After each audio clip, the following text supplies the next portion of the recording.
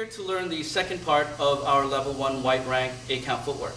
We're going to go back to our student who's starting once again in our fighting stance. Remember, our fighting stance is really a defensive stance with the hands open. Everything's still the same with the posture.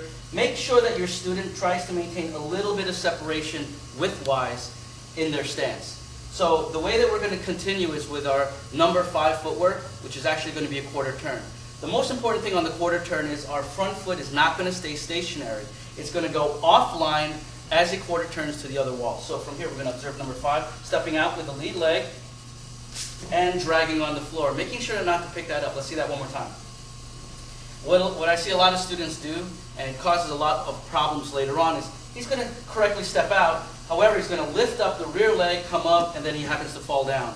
The reason that this is a recipe for disaster is by the time he falls, he'll fall down and he's back into one line, where we really want to maintain a little bit of width distance between that so we have a little bit more base. So let's see that one more time. I want you to listen to the floor also, because this is a great indicator for all the instructors out there to make sure that they're actually staying grounded. So he's in his fighting stance, he's going to step off the line to the corner, and he's going to drag his foot, and he's going to make sure that he has balance in between. So that's our step number 5. Step number 6 is exactly the same. The only difference is we're starting with our rear leg. So our rear leg is going to step up, he's going to quarter turn back to the front, dragging the foot, and you'll notice right now that there's still a little bit of separation between his feet.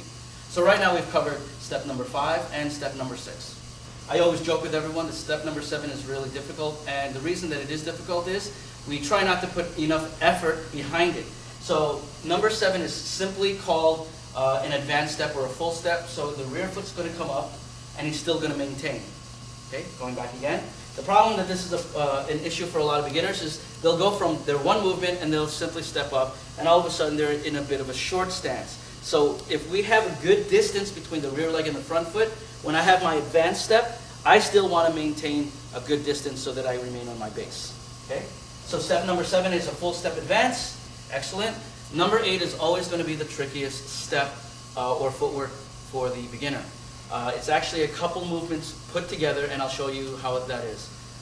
The lead leg is actually going to draw back so that they're parallel to each other. So the lead leg is going to draw. Then he's going to take the rear leg, which happens to be the right, and stepping up, followed by the rear leg. Okay, reset back. So as you can tell, it's actually number 8 is a compound step. Let's see that one more time. Lead leg is going to draw back, and he's going to put together the right foot step quickly and falling forward. I break it up into 2 different ways. If my student is facing me, I pretend as if I'm literally holding a knife and I just want to slice. He'll pretty much hollow out. So one way to think of it is the abdomen draws back, or for more practical purposes, the leg will draw back. Okay? The other way to look at it is when he's here in the second part, as he draws back, if I push him forward, he's going to regain his balance, falling forward repeated steps consecutively.